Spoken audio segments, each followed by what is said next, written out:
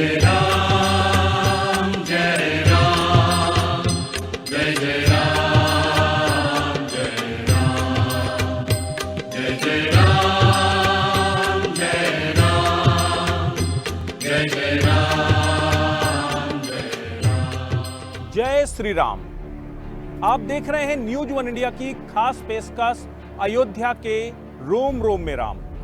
कल हमने आपको दिखाया कि आखिर किस तरीके से कोर्ट के आदेशों के बाद जन्मभूमि का ताला खुला, लेकिन ताला खुलने के बाद लोगों में राम मंदिर निर्माण की इच्छा और तीव्र होने लगी। तभी आंदोलन की बागडोर बीएचपी ने अपने हाथों में ली और बीएचपी ने अयोध्या के इस स्थानीय मुद्दे को पूरे देश में एक बड़े जन जागरण अभियान में तब्दील कर दिया।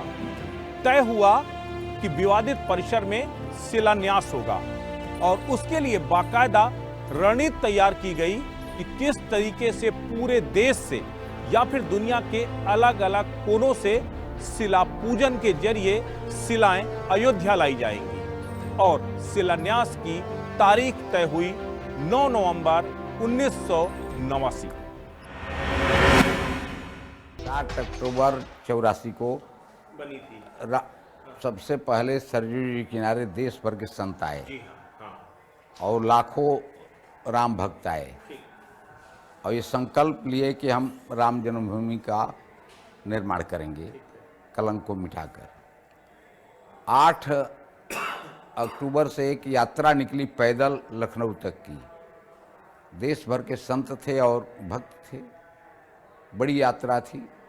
हमको लगता है कि 10,000 से अधिक संख्या तो अयोध्या से शुरुआत में हो गई। ये संख्या बढ़ती गई। 8 पड़ाव थे। 8 पड़ाव के बाद ये यात्रा लखनऊ पहुंची। हजरत महल पार्क में बहुत बड़ी सभा थी। लोग बड़े उत्साह में थे। अंत में सोचा गया कि इस यात्रा को दिल्ली तक ले चला जाए, लेकिन दुर्भाग्य से 31 अक्टूबर 84 को इंदिरा जी की हत्या हो गई और यात्रा वहीं रुक गई। में कि हम संविधान और विधि अनुसार हम राम मंदिर बनाएंगे। अब वातावरण तो बीजेपी ने बनाया है और जो परिवार संगठन हैं आरएसएस के, जैसे विश्व हिंदू परिषद है, उन्होंने माहौल भी तैयार किया है और जागृति पैदा की है। तो अप्रत्यक्ष रूप से बीजेपी ने बहुत कुछ किया है। नहीं, हम तो उसमें हैं, हमारी याचिका भी पेश थी और इलाहाबाद हाई कोर्ट में इतना तो माना गया था कि जो केंद्र गुंबज है वहीं आस्था के अनुसार राम लाला पैदा हुए और अब हमने उसको थोड़ा विस्तार किया कि जो आस्था है उसका कोई मुकाबला मुसलमानों की तरफ से कोई दलील में नहीं आई, क्योंकि वो तो सिर्फ नमाज़ पढ़ने का जगह है। मस्जिद तो उसमें कोई आस्था का सवाल नहीं है। तो उसमें मेरे ख्याल में सब पिट गए।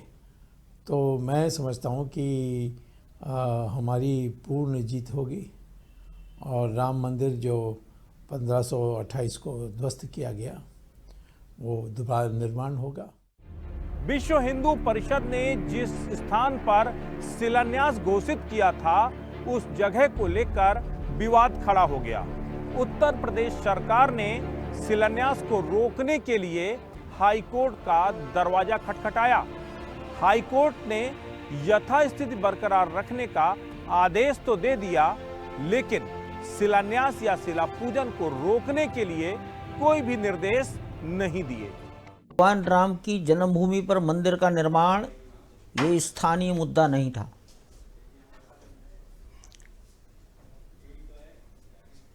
ये परिस्थितियां थी कि समाज अपने ऊपर किए गए अन्याय और अत्याचार को अपने संस्कारों के कारण भूल बैठा था। ये सारे देश का मुद्दा था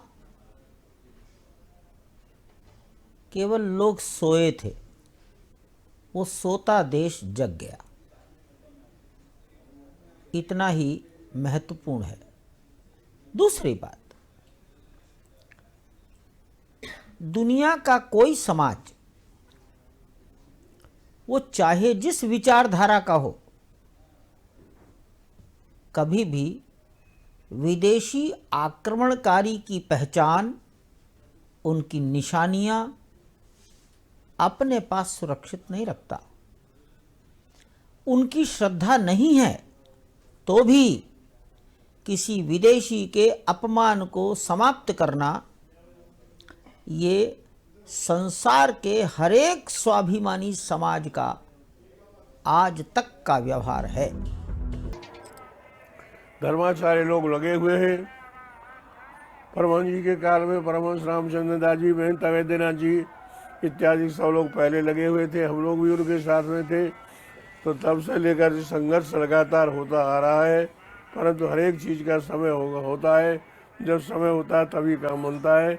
अब लगता है समय आ गया है। कार सेवकों की सही श्रद्धांजलि मंदिर का निर्माण है।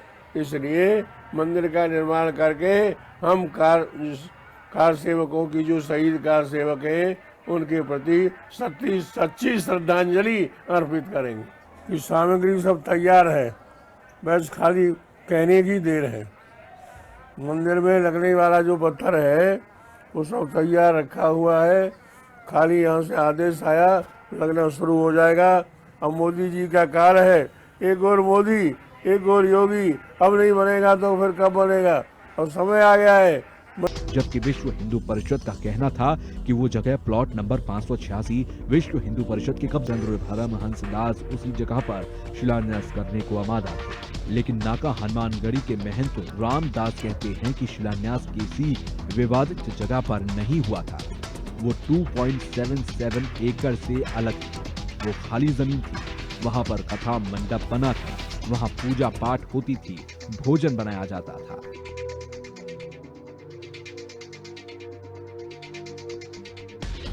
शिलान्यास जो हुआ था वो 2.77 के बाहर हुआ था।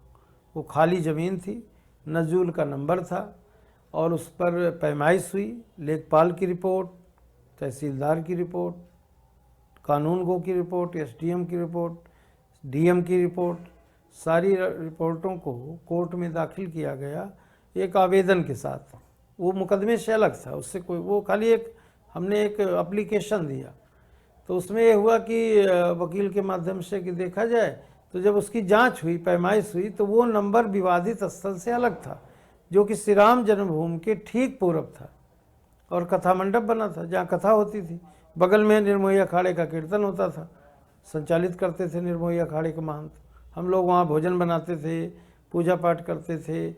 ये ध्वंस के बाद से फिर हम लोगों पर रोक लग गई कि वहाँ जांच होकर के लोग जाने लगे।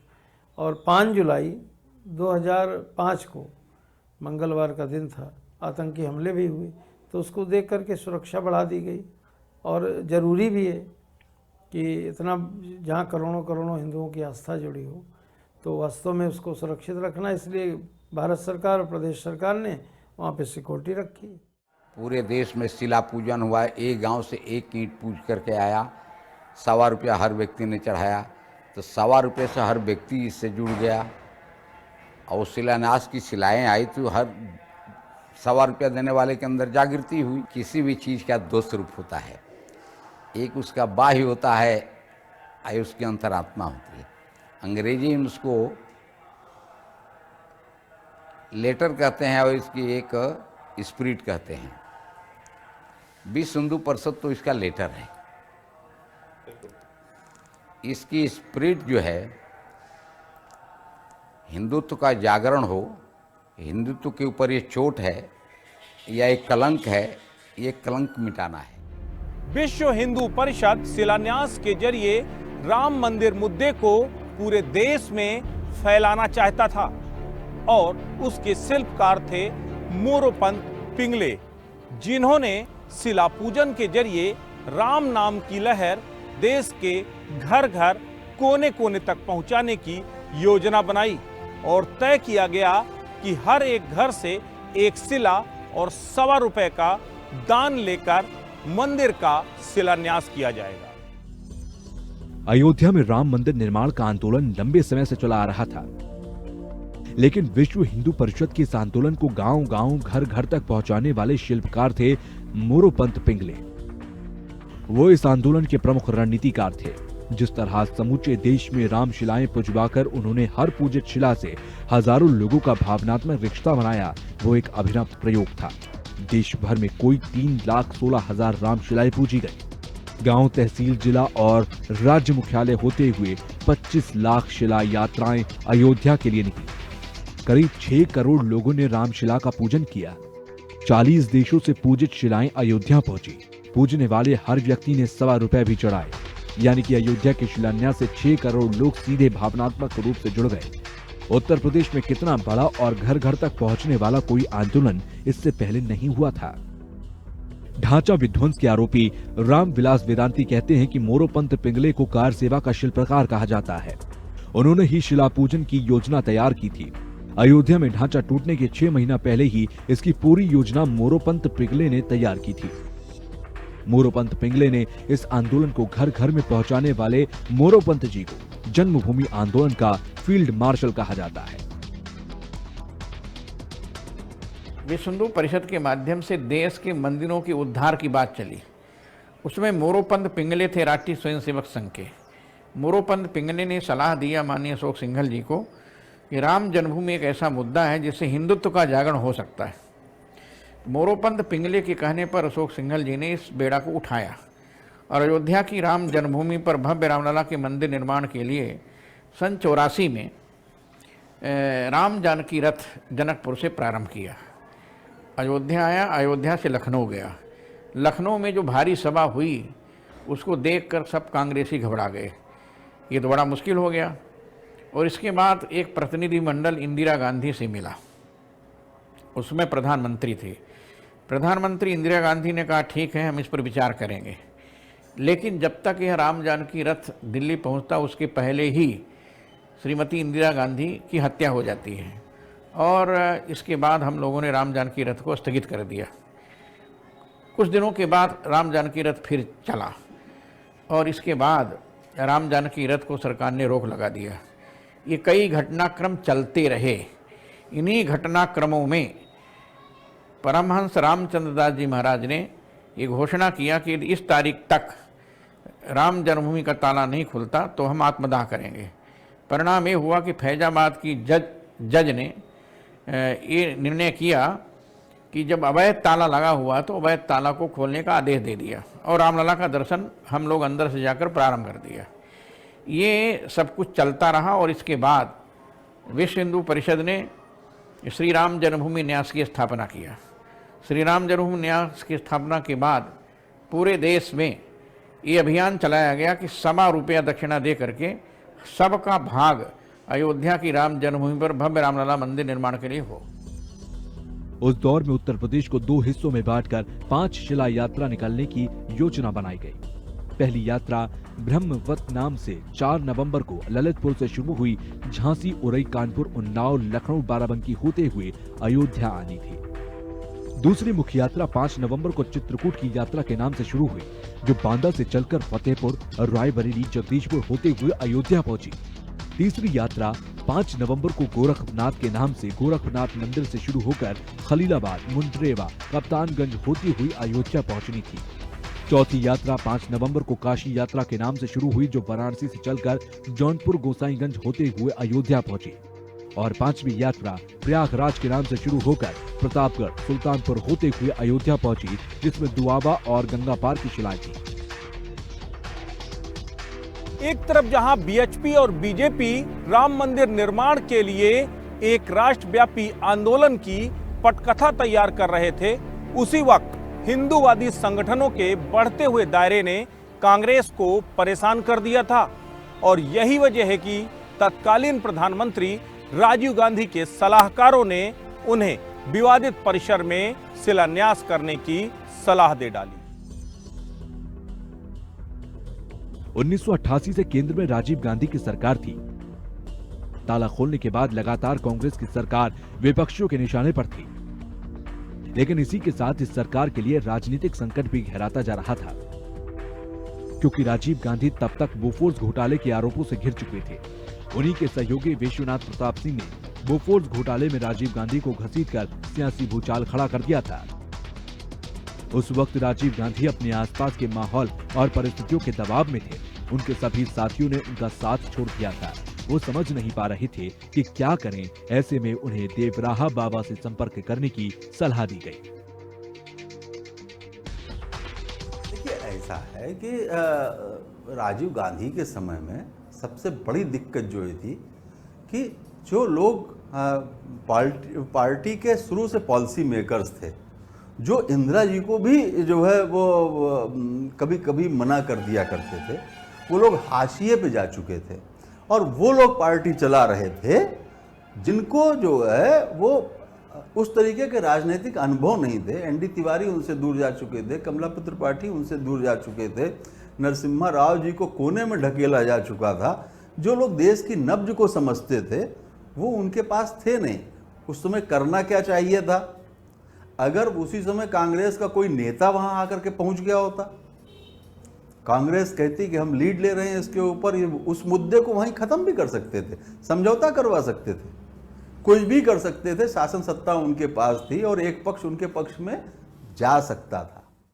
विवादित परिसर में शिलान्यास के लिए राजीव गांधी तैयार नहीं थे, लेकिन राजीव गांधी को तैयार करने का बीड़ा देवराहा बाबा ने उठाया था।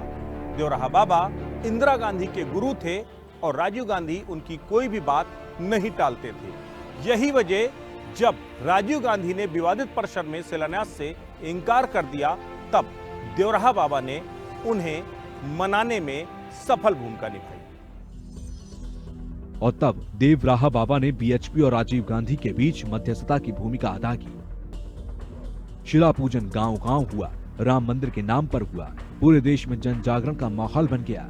हर किसी को लगा कि जनता की सहभागिता से राम मंदिर बनेगा। इसीलिए लोगों ने ईंटें दी, पैसा दिया और एक बड़ा आंदोलन बनाया। पूरा माहौल जो पूरे देश भर के अंदर बना, और सबसे बड़ी बात कि एक आंदोलन को जनता के बीच तक ले जाना। शिला पूजन गांव-गांव हुआ। किसके लिए हुआ? भैया राम मंदिर बनना। तो राम मंदिर बनना स्पष्ट संदेश है कि राम मंदिर बनना। राम मंदिर किससे बनेगा? जनता के सहयोग से बनेगा। जनता भी क्या कर सकती है? जनता भी ईंट दे सकती है। तो एक एक ईंटें जगह जगह से, शिला पूजन का कार्यक्रम, एक माहौल, पूरे देश में एक जन जागरण का माध्यम बना। 100 रुपए भी जो है एक एक शिला के साथ हाँ, तो लोगों ने दिया, धन दिया, शक्ति दी और ये लगा कि अब बड़ा आंदोलन किया जा सकता है। देखिए, स्टेप वाइज महात्मा गांधी ने जो आंदोलन किए, जो उन्होंने चंपारण में पहला प्रयोग किया था, उसके बाद उनको बड़े आंदोलन की हिम्मत पड़ी थी। तो यहाँ भी पहले राम जानकी रथ यात्रा, उसके पहले एकात्मता यात्रा और फिर उसके बाद जो है ये शिला पूजन। शिला पूजन के बाद ये लगा कि अब कार सेवा जैसा आंदोलन, क्योंकि उसके पहले जो है कार सेवा की एक प्रक्रिया अमृतसर में अकाल तख्त साहिब के निर्माण में देखी जा चुकी थी कि किस तरीके से लोग धार्मिक कार्यों के लिए आगे आते हैं। और शिला पूजन में जब पूरे देश भर में शिला पूजन शुरू हो गया तो कांग्रेस को याद आई। तो कांग्रेस को लगा कि अच्छा, ये तो जो है भाई पूरे देश भर के अंदर कार्यक्रम हो रहे हैं, इस तरीके से हो रहे हैं, तो उसको लगा कि हाँ, शिला पूजन की अनुमति दे देनी चाहिए, इसका विरोध करने में हमें डैमेज हो जाएगा। तमाम अंतर विरोधों के बावजूद आखिरकार शिलान्यास की वो घड़ी आ ही गई और 9 नवंबर की सुबह 9:33 पर शिलान्यास के लिए जमीन की पूजा की गई। शंखनाद और मंत्रोच्चार के बीच उसी जगह पर नींव की खुदाई शुरू हुई जहां मंदिर प्रस्तावित था। स्वामी वामदेव ने भूमि का पूजन किया और मंदिर का पहला फावड़ा महंत अवैधनाथ ने चलाया। इसके बाद उसके अगले दिन 10 नवंबर को 1:40 पर मंदिर का शिलान्यास हो गया। पहली शिला बिहार के एक दलित कामेश्वर चौपाल के हाथों रखी गई। शिलान्यास के जरिए राम नाम का ज्वर पूरे देश में फैल चुका था। भारत राम मंदिर निर्माण के लिए एकत्र हो चुका था।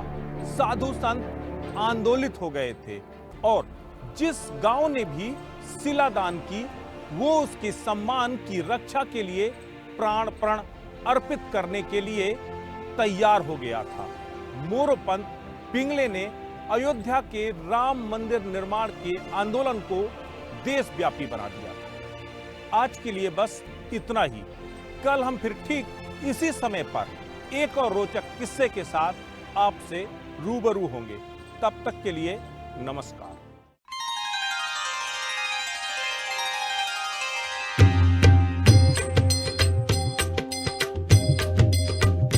जय जय राम जय राम जय जय राम जय राम जय जय